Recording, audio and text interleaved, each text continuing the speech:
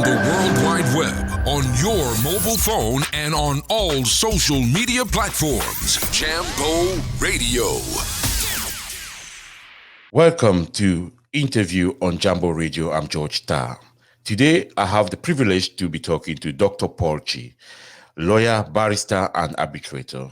He's also a former magistrate at the Cambridge bench in the UK and an academic.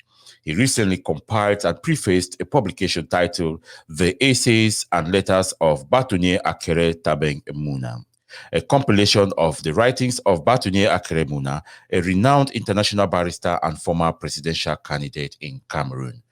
Dr. Paul Chiy, welcome to Jambo Radio. It's very good to have you on. Thank you for having me.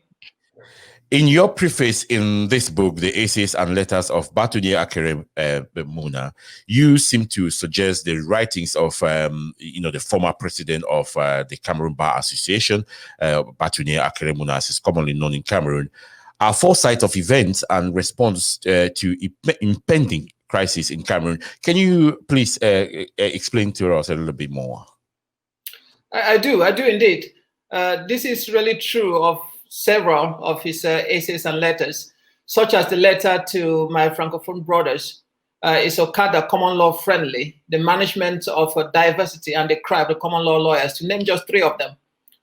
You take, for instance, a letter to my Francophone brother, which was published on the 31st of January 1995. It is truer and still more relevant today than it was when it was written, almost half a century ago, a quarter of a century, I should say, 25 years, I think it was now.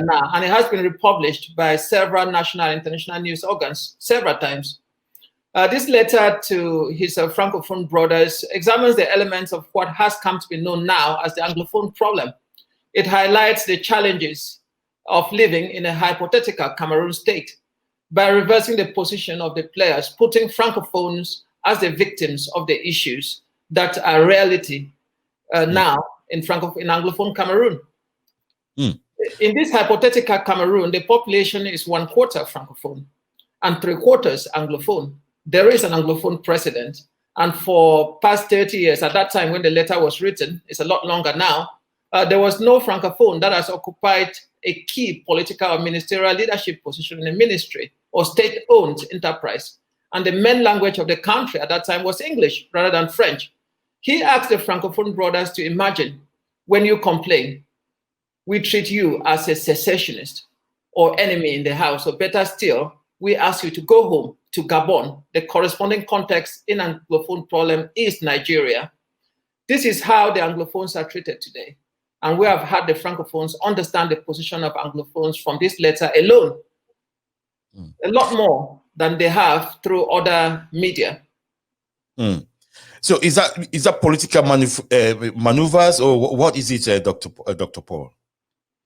It's there are many issues here. I think the biggest one is that the Anglophones, they have failed to understand that this is a considered strategy over several decades for this to be the way that it is. Until there are still people now who are doubting that there was a strategy for things to be the way they are now, until we bring everyone up to speed at that level. I don't think we're going to make any more progress, really. I mean, we're still spending a lot of time debating about issues now, when we should be moving forward and looking for ways to resolve this serious crisis that we are in right now. Do you think Batonnier Akere Muna, in his writing, has been vastly misunderstood by the kind of politics that is in Cameroon?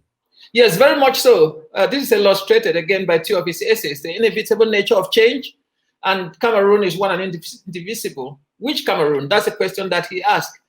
And it's better understood within the context of the summons that he received from the National Gendarmerie. I think it was around the 20th of March in 2017. He appeared there and was surprised to find so many different lawyers. I mean, there are very few people in Cameroon. You write a letter, you publish in the national press, and you are called to said National Gendarmerie to answer for it. And later you are released to go about your business the normal way. It's really just one example of how they've grossly misunderstood his thought and his process, or how he wants to contribute to the country, because that's his life. Is that misunderstanding, in your knowledge, is that misunderstanding on both sides? That is the Anglophone and the Francophone side, or is it just a Cameroon sort of understanding of the politics and his writings? I think it's more in Anglophone Cameroon than it is in Francophone Cameroon. I think people tend to confuse Batonnier Akere Muna with Mr. Solomon Tandeng Muna. That's his father. On this, and that legacy, they spend a lot of time looking at the history of that, what he did or did not do for Cameroon. So he cannot choose his father. He did not choose, just like he didn't choose his country. He is his own person, and he has his own approach on this. It's only recently that Cameroonians have really understood what he stands for. The presidential elections was quite a revelation. As you know, I was his chief of staff during the presidential elections, so I had the opportunity to see the man himself, as well as how people are receiving him. But in Francophone Cameroon, the perception of Batonnier Akere Muna is completely different. He is actually being looked at now as the person who can bring the two parties together, whereas Anglophones are still, they are going around. There is no leader. There's no leader in the Anglophone crisis at the moment. I mean, we have, they call the secessionist leaders, or people that they call secessionists, that are locked up. There are many in the diaspora who call themselves leaders. Whether, it's not for me to question whether or not they are leaders on this, but you need one united leader that the Anglophones, for instance, can unite behind. This is what has happened in many other crises. Until you do that, I think we're just wasting our time. The Francophones see him as the leader who can help them in this. And the reason why they do this is because it's not just his bilingualism, his fluency in both languages. He has spent a lot of his time in Francophone Cameroon, so he understands the culture. He knows how to deal with them. When you go into a negotiation, if you don't understand the other side, it's very difficult for you to make progress. I can't see anyone else who is an Anglophone and has good grasp of the other culture. And because of his connections as well, nationally and internationally, he is able to leverage those powers that can really make a difference to the crisis. So I think the perception, he's more understood in Francophone Cameroon than he is in Anglophone Cameroon. What impact do you think these essays and letters of Batonnier Akere Muna will make to the Cameroonian public understanding of the person? Because you've illustrated there, alluded there earlier about, how he's much understood in the Francophone than in the Anglophone. What do you think these letters would do to better the understanding of Anglophones of Batonnier Akere Muna? Well, I think they have revealed the real person. We've had public confessions and public testimonials of Batonnier Akere Muna now, after we publish this letter, than we've had in the past. People have come up and say, yeah, we didn't know this man. He is a very deep thinker. He is empathetic. He's selfless himself. He puts the country first. The letters themselves, they were not, when he was writing them, it was not because he anticipated that these letters were going to be published. No, by no means. It was an issue. Every time that he writes a letter, it's because it's an issue that has arisen, which he wants to address. And given the Cameroon context, the easiest way for him to do that is to first put down your thought in writing. And they are deep thoughts. They are very carefully thought through, the letters. This is not just me saying it. If you look at his biography, there are some people in the UN and many other places that have recognized this particular ability from him to do that. So I think people have understood him now with the letters than they did before, long time before. And one of the letters in the book is titled "The Management of Diversity and Cry of the Common Law Lawyers in Cameroon." Batonnier Akere Muna seemed to have painted a picture of a legacy of the different colonial cultures found in Cameroon. Maybe you should explain this a little bit more. There was a kind of the colonial cultural differences that they say, we say Anglophone, Francophone, but that could not be understood maybe outside the Cameroon. And for someone that is listening that might not know the Cameroon context of what you're explaining, can you just explain a bit more?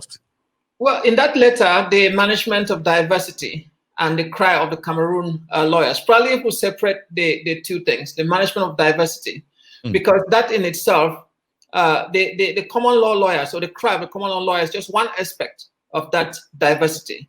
Cameroon is, as we know, many people should know this by now, is Anglophone and Francophone, about a third Anglophone and 2/3 Francophone. That's French speaking and English speaking. So Batonnier Akere identified that the root cause of this so-called Anglophone crisis is the mismanagement of our diversity, and reminded the government that in this case, that's the common law lawyers, the legal system of Cameroon is by juror. And this is constitutional, it is political, it is social, it is culturally so, and also intellectually. So disregarding this fact, this is from him, that if you disregard this particular fact, you are really assaulting the very foundation in which the nation Cameroon was built. And that's quite fundamental, and it's quite powerful in itself. Our country was built on a constitution, the federal constitution.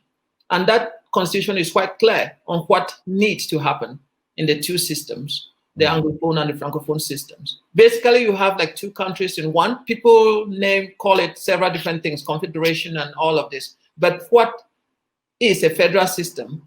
It's very different from all that other nomenclatures that people are using right here. I don't think we should be spending, or Cameroonians should be spending a lot of time trying to define. It's all there, it's all written down, it's all in the constitution. If the government and the powers that be are ready to go forward, the system is there for us to engage. In fact, we had it before. So what happened to it? And what do you think can be done to manage Cameroon's diversity or diversity issues? Yeah, the first thing is that we need to accept that we are diverse. That's quite fundamental. And it's something that we just we rush over very quickly. We shouldn't. Yeah, we are very different. If we take just on the language divide, if we want to use that as a definition, we are Anglophones and Francophones. Okay. To keep talking about one and indivisible and all the other nomenclatures that they are using, I think is misleading, and is helping us not to really manage our diversity. There are other differences as well that we have, tribal differences and several others on that. If you don't accept, if you don't admit, if you don't agree that you have this difference, you cannot then manage that difference. So I think that's the first step that needs to happen on that.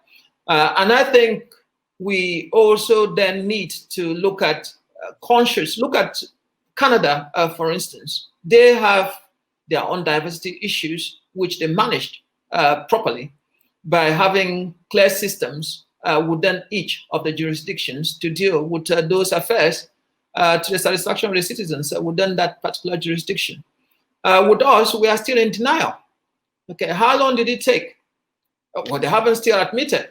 Yeah, they are still denying that there is an Anglophone problem. We have ministers coming out and saying that there isn't an Anglophone problem.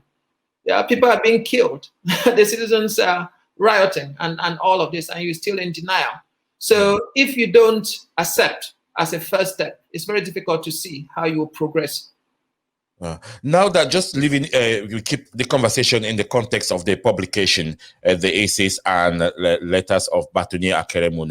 Now that those, writings are out there, put together in a book, is he going to continue writing, or is that, because 30 years ago, the things that he reflected on are still being actually happening now? Is he going to continue? The future of Cameroon is going to be about, Batonnier Akere predicting them in his foresight thoughts, and then the system keep crumbling. What's the next step? What do you think? What's going to happen? What's Batonnier's next plan? Well, I really hope that he will continue to write, not to be repeating the problems. I think he's now really in the implementation stage of some of the problems that he's identified, and I hope that we all join him in that crusade at the moment, implementing it in a democratic way, even given the challenges that we as a country face here. He led the analysis of Cameroon. It's going to be a document called APRM, which is going to be published. I think it's already published actually in Cornerstone Publications. Already published, that's right. Yes, I saw that. Yeah, last night. The title is Cameroon in Perspective, an analysis, a counter analysis using APRM methodology, African peer review mechanism methodology, and it's going to be published as well on Amazon by the end of this week. It was led by him. As you know, he was formerly the chair. He is one of the leads. Well, he was the vice chair of Transparency International. Yes. At the moment, he is also a member of council. So that's the highest organ, really, as far as transparency and anti-corruption is concerned in the world. He's there. He was one of the eminent persons in the APRM process itself. So there is a review mechanism. Yes, yes, and he is the governance champion. As internationally, as far as governance goes, there is no order on that. So he led an analysis of Cameroon during the presidential elections. This is what is being published right now. So it analyzes all the systems in Cameroon, political, socio-economic, and really the justice element of what is going on within that particular. That's the area where I was working with him on. So that really provides a blueprint, something for us to start working from if we're really serious about reforming the governance of the country. So you have that publication, and it's almost 400 pages of that. So there's a lot to derive from that, and a lot for us to continue working on. As you know, he's working across Africa now. He's in the DRC, he's in Togo, trying to help these countries to have proper anti-corruption systems, proper governance systems in place. But our country has not really engaged this expertise for him to deliver on. But we are ready on that. So I'm hoping that he will carry on delivering on that and working within the space that the Cameroon government allows him to. Yeah. How does he feel that, he solicited his services, his expertise is solicited in other countries other than his country? Well, he's based in Cameroon still. They say that a prophet is never accepted in his own hometown. I think this is a clear example of that. He's working everywhere else in the world in areas that Cameroon needs most. I mean, he has done a lot of work for Cameroon. He has defended the interests of Cameroon as a lawyer. Every time that there is an issue in Cameroon, he does speak out about it. He engages with the systems like the National Dialogue. He went there. He found that it was not really a proper dialogue as it should be. So he left it and wrote about it. He did his own submission, wrote a whole several pages really of a response to the dialogue on how it should be. So he submitted it to them. So he's still carrying on and contributing the best way that he can. And I know there's a lot of demand for him to say something about anything. For instance, when during the 22nd of September, during the riot, they wanted him to come out and say something. So he spoke about it. Yeah, so that's the man. He is carrying on with his duties as a normal citizen in Cameroon. And where there's an opportunity, he does seize that and uses his expertise to engage it. But it's for the government to discover the assets that they have around them and to engage that asset. They do need him. They do need his expertise. They do need his international connections. But I don't think they do understand that they need it. Yeah, some part of your preface in that book, Dr. Paul Chiy, you mentioned, you kind of stated that, some of the things that he's been saying and things that he's been writing about, the people that have been objecting to that have been running to him now for solutions. Is that correct in that context? Yeah, well, even if you take the government itself, let's start with that. He wrote about the Anglophone problem and even the cosmetic solutions that the government have introduced now, say with a NAM, common law bench. These are in the letters. the regional elections that are happening, I think it's in December now. These are in the letters themselves. There is no one in Cameroon, whether a political leader or within the judiciary, that has not contacted him for one reason or the other during this period on that. The national dialogue, that was the first point of call. So anything that is happening in Cameroon, which is of significance, people know where to go to, and he's usually called for that, even internationally. You've seen some of his interviews on BBC, on Voice of America, and everywhere else, really, on that. That's the man that he is. Yeah, this is what really puzzles me about his activity, expertise. He's solicited so much outside his own land. I know you said a prophet is never known in his own hometown, but is that? I mean, that's some sort of archaic reasoning of how life is. We're in the 21st century. You've got a very experienced and international barrister who can really steer things in another direction. Do you think the system is okay with the chaos that is in that country? Well, it's convenient for them to be where they are right now. So now if you take the crisis in the Northwest and Southwest regions, life is still carrying on in Yaoundé. It's carrying on in Douala. The powers are still there. There's nothing. It's like there is no war that is going on. There is a war going on. You almost have to state that, isn't it? There's an internal conflict that is going on. So with all what has gone on and the history, I just feel that the skeletons there that the powers that be do not want to be discovered on this. So yes, it is in the interest for the situation to carry on as it is right now. But engaging someone like that would help to resolve this. Okay. So it would help to resolve this. Yes, and it would not really, some of the things that they are fearing, there are international methods to deal with it. Okay, and he is very well versed with it. As you probably know, I was in Sierra Leone when they were coming out of the conflict. I was in South Sudan. The conflict is still going on. I worked in Somalia and Kenya. So there are standard processes that we must go through, but we seem to be doing things back to front all the time. We seem to, you cannot have national dialogue when there is a war going on. The standard process is that there is a cessation of hostilities. So the war needs to stop in some way. And there are ways to actually stop it in some way before you start thinking about national dialogue. And even something like national dialogue, there's a proper structure for it that you need to engage in. These are processes that someone like him will be very well vested and can call upon the necessary expertise. If you see like the African Forum, for instance, they have done this successfully in several countries. And these are people, these are the godfathers, isn't it, of Africa. The African Forum is former heads of states. Yes, former heads of states. So these are people that have gone through this type of crisis, or they have engaged in one way or the other with this type of crisis, that we can call upon their wisdom to help us in what we are doing.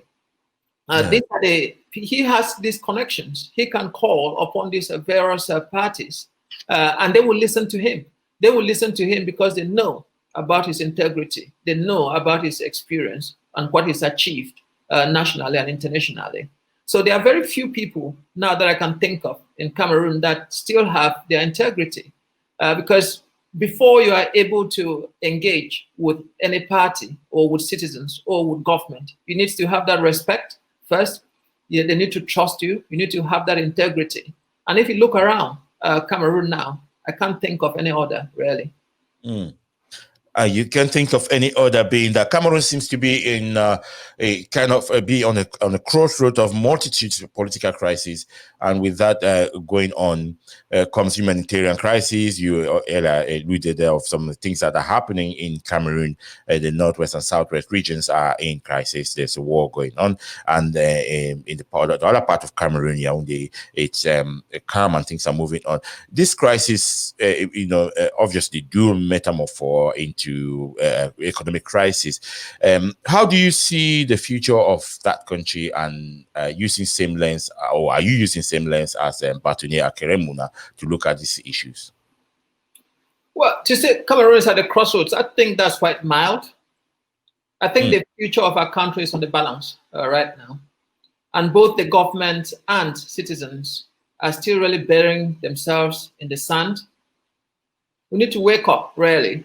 And for us to really start doing something about this, we need to engage and to leverage the expertise, international expertise in this area, to leverage people that have the power to change the problems that we have right now. I know we keep singing about the UN, the AU, and all these international organizations. They have a particular way of engaging, and eventually they will engage. But we need to spend a lot more time on how we can interface with the people that can actually get these organizations to engage with the crisis that we have in Cameroon. Yes, and if you take, like, say, Batonnier Akere for this, from the work that he's done internationally and within the continent itself, he did actually, in one of the letters he wrote to the UN, isn't it? He wrote to the UN, the EU, and the AU. This was on the eve, I think it's almost 3 years to the day. This was around 2017 when we had the riot in Anglophone Cameroon, just before October the 1st. Yes, so there was a lot of panic there, where everyone was frozen and no one was really doing anything. It was around 3 a.m. That he woke up and got us to sit down and to draft these letters to these organizations, saying there is an impending genocide if nothing happens here, if we don't intervene about this. And the following day, he had a response. I don't think there are many people in the world that can write to these organizations and get a response so quickly, within hours on this. But that's an example of what we need to do. That's an example, if we know the right persons within these organizations, to engage with them. That's one side of it. The other side is the citizens as well. I know a good proportion of them, they are refugees in Nigeria. Many are locked up in several areas of Anglophone Cameroon. They can't speak, there's no connection. There is a war, so they are really fighting for their lives as we speak now.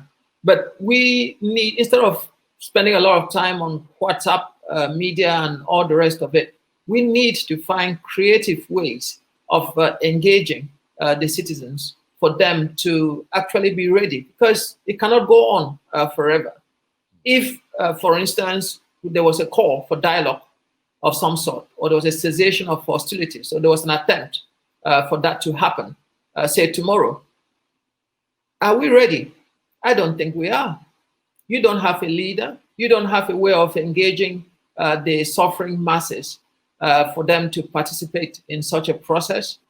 At the moment, they are angry, and they have good reason to be angry. They have been, several of their relatives have been killed on this, and people are being butchered as we speak in ways, medieval time, I think it's even longer than that. Things that I've not really seen. I mean, if you're seeing images of people with warnings on it, they are telling you to look away now. That just tells you about what is going on in that country. So we need to find a way to engage the citizens. We need to find a way to engage the international community to come and help us on this. And locally, it's a combination of factors. We need the political leaders to really wake up a lot and not just start thinking about protest left, right, and center. First, they need to carry the population with them. They need to carry the citizens, a majority of the citizens with them on whatever process they want to engage in. Because there's going to come a time, the regional elections is just one example, whether or not they are necessary, whether or not they are the right thing for the country right now. But these are people that are recognized by the government, because the government is in power. Okay, so you cannot ignore that fact. You need to recognize that they still have the power to bring about this change. Okay, so we missed the opportunity during the elections as well, because citizens did not engage with the electoral process properly as they should on this. There's no point crying after spilled milk right now. The same thing is going to happen in the regional elections, and so it goes on. Is that not the case that the mechanisms, the electoral systems, the mechanisms that are there to engage the government in terms of, managing the crisis, the ongoing crisis, and also when you talked about elections, the elections also the fact that it's not the electoral system in Cameroon, like every other opposition a leader or commentator is talking about, is the electoral system or sort of framework in Cameroon is not properly structured that can give room for any opposition winning, except the ruling party or the system in place chooses who wins. So I'm just asking you, if those things are lacking, and then you talked about the population as well. If the population is also repressed in the way that they can't even come out, to express themselves, how is that going to work in that situation? What do you think? Well, there are a number of answers to that. The first one is you can cast your vote as a citizen. That's not enough. You need to find a way to ensure that that vote actually counts. And there are examples across the world to make sure that happens. So just on those two first, many do not vote. They don't come out and cast their vote in the first place. The second is, even those that cast their votes, they don't know how to protect that vote. One of the biggest weapons that the government or the ruling party has got on this is the resources. They have the money.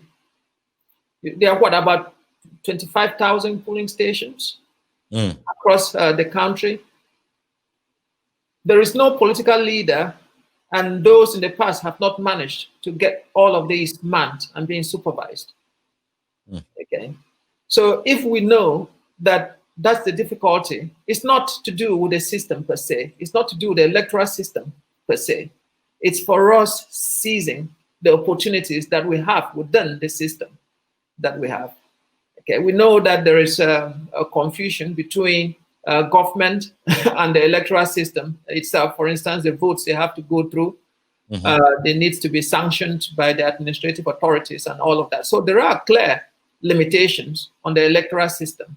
But if we know, it's knowing what to do with those limitations. And I think it is possible, or it was possible still, to win an election against the ruling government at that time, if we are serious about bringing about change. Really, it's too late now, and it's probably going to be a lot more difficult now because we have a lot more people who are more extreme in their views right now than they were in 2018. So yes, there are very serious limitations of the electoral system, but even within that, it is still possible with the resources and with the citizens' determination to have their right protected. It's still possible to bring about change in that way. Yeah, it's still possible. I mean, the most legitimate way to do that it would be to vote. But people coming out to vote in a system where they feel basically intimidated, and then how can they protect their vote? How can So I'm trying to understand. I think I'll tap into your brain, there, Dr. Paul Chiy. Forgive me for asking it, but I really want to understand how is it possible that the ruling party has so much money to manage, elections in Cameroon when the opposition parties don't have? Why? Yes, there is some confusion, isn't it, between government and, as far as elections is concerned, the CPDM, which is the ruling party. So that confusion also applies to resources. A lot of the ruling party, that's people that have the power and they have access to these resources, are members of the CPDM. So they have the resources on that. And that is an example of a challenge that I say it's a problem that must be accepted. And for anyone who is engaging with elections in Cameroon, if you want to overcome that challenge, you need to find the resources from somewhere. In many other countries where there has been change of leadership, these are either supported externally by people that are able that have the means to do so. They are usually very rich businessmen who are able to fund these elections. But we cannot pretend, and that's the issue. The political leaders in Cameroon, a lot of the presidential candidates, you go in there without understanding this, and you just justify the system itself. You just legitimize what is going on. So if you don't have the funds, don't engage. It shouldn't be like that, but that's the reality of it.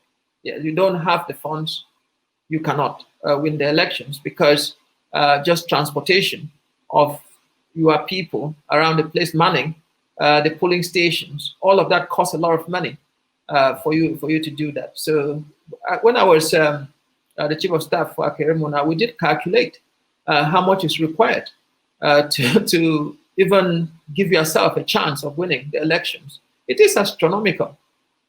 No one in Cameroon alone can do this. What is really supposed to happen is for the electoral system to support it. Even if you take the amount of money that the government is supposed to give to presidential candidates in itself, first, they didn't give the entire sum of the money. It was limited in the first place. It will not be 100 of what is required, and it's not 100 of what they actually have access to, that the ruling party has access to. But even that much, they didn't give the entire amount. They gave just, I think it was half initially, leading up to the elections. And this was, what, days to the elections. So even if you receive the entire amount at that time, there's very little that you can do to mobilize your citizens or to mobilize people that would help you to protect the vote in the polling stations. So you have all those difficulties that needs to be overcome, really. It's one of those difficulties, Dr. Paul Chiy. It's one of those difficulties, not the fact that the opposition rely on money from the government to be able to basically oppose the government. So it's a bit technical to understand that. Can you perhaps... Yes, the money has to come from somewhere else. You cannot be relying on funds from your own competitor.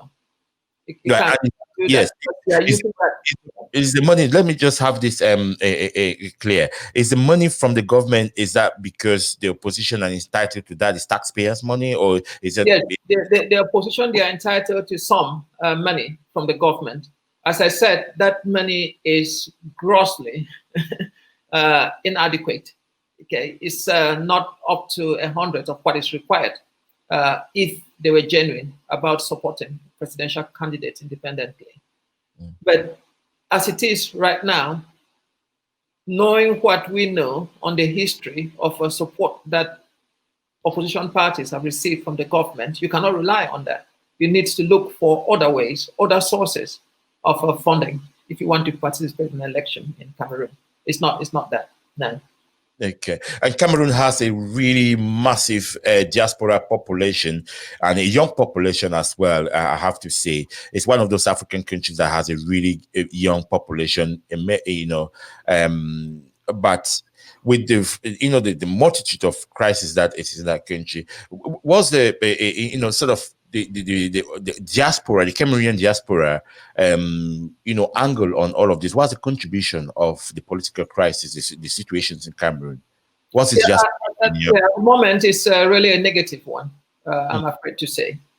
It's a sad thing to say, but that's the reality of it. The diaspora, they have a negative outlook now, so to speak.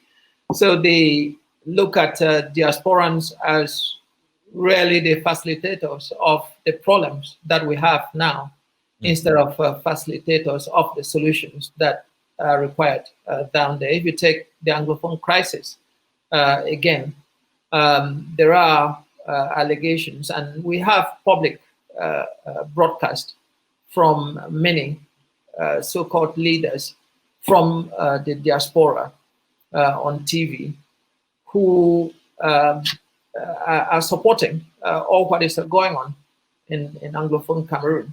We cannot judge them whether they are right or wrong. All of them, they have been pushed to a point where they have to respond the best way that they know. That's the way that they know. But I think the diaspora, there's a small change right now on people who kind of federalist type approach on this, who want to engage in a more so-called constructive way to try and promote approaches such as dialogue with the government, dialogue with the citizens. But that's really very late in the day. It's long overdue, and there is still no coordination. It's still a minority of diasporans that are engaged in this process. I think diasporans need to sit up. They need to look at themselves in the mirror. They are divided on the different sides, whether you are classified as a separatist or a federalist or a unionist on this. Within each of these categories, first, you should not have these differences in the diaspora at all. They should be looking. You cannot expect the country to be working together when a small component of those in relatively safe environments cannot work together themselves. And they are asking those in Cameroon in very difficult circumstances to work together. So we should start here in the diaspora themselves and to come together as one to find some kind of a solution to the differences that we face in the diaspora before we start engaging in Cameroon. Without that kind of unity, it's going to be the same thing, because we are sending the wrong messages down to Cameroon. And the people, the parties that want to divide, that would like the situation to carry on as it is right now, they're going to take advantage of that. And those divisions that are in the diaspora, just like it's also perhaps in Cameroon, it is the fact that perhaps the politics of the relics of the politics in Cameroon is playing out in the diaspora as well. Would you say? Yes, the politics in Cameroon. Over time, the politicians in Cameroon, they have found a way to extend Cameroon in a way to the diaspora, because they realize the power of diaspora to bring about change, not in a kind of massive way, but to really make a difference to citizens on the ground using social media and many other methods down there. So we have a system where diaspora is really becoming like a kind of Cameroon, external Cameroon in this. It shouldn't be like that. We are seeing other diaspora and the impact that they have had in their countries going through similar difficulties as we are going through right now. But the only thing that can happen, and I know there are various attempts to try and bring different parties together, even the groups that classify themselves as separatist on this, but all of those have failed. Yeah, if we cannot even achieve that in the diaspora, how do we expect to achieve that in Cameroon? It's difficult. Yeah, it's difficult. So, what would you think? What do you think can be the platform that you use to engage Cameroonians? If they are not engaging in one political view, they're not following the same. Well, for democracy purposes, perhaps you don't want everybody to have the same idea. But what sort of platform can bring, unite or perhaps mobilize the Cameroonian diaspora, for example, to be able to see in one direction, or perhaps see in the same understanding? The first thing is we need to separate ourselves from the philosophy, from what needs to be done.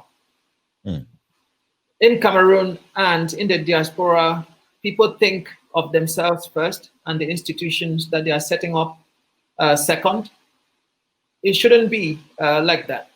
You need to select a theme, for instance. You select, say, randomly, let's take national dialogue. You say, yeah, we want to have some kind of dialogue with the government or with the parties, the conflict parties. And you reach out to various people. Yeah, no one is refusing that. And if they are, there will be very few people who still deny that dialogue is the starting point for this. In terms of preparation, cessation of hostilities. Okay, that is the first step. That's something that needs to happen immediately. And we have seen on social media that there are persons in the diaspora who claim, rightly or wrongly, that they have influence on the ground on this. So if they have that influence on the ground, they have the ability to stop the hostilities to the extent that they can. So there needs to be some kind of discussions on the mechanism of that. It does not mean that when you start discussing, you would immediately cease hostilities, for instance, if you have the power to do so. No, you discuss and you prepare. You say, well, these are the conditions for us to do X, Y, and Z on that. So, and that takes some time. It's going to take because diaspora is what is all up, is everything else, really, everyone else outside Cameroon. So that's the entire world. How do you bring, I know we're talking all the time about America and Britain and Europe most of the time, but there are others as well in South Africa and many other African countries. How do you bring all these people together for them to have a common view? I think it's ideology. Yeah, and I think that we've delayed for so long, and people have become entrenched in very difficult positions now, and they are being classified as one or the other. Whereas when you go deep down, the actual ideology and their thought and the drift that they have of the country is the same. Right. Okay. Thank you so much, Dr. Paul Chiy. It's wonderful to have tapped into your insight on the Cameroon multitude political crisis that we're discussing on there. But the reason you're on Jambo Radio is because we invited you to talk about the essays and letters of Batonnier, the former president of the Bar Association of Cameroon, Batonnier Akere Muna. And you have just compiled recently those letters together, put them in a book, which is a publication. Where can that book be found? Yeah, you can find it on Amazon as well. This is on the web. You can find it on Cornerstone Publications.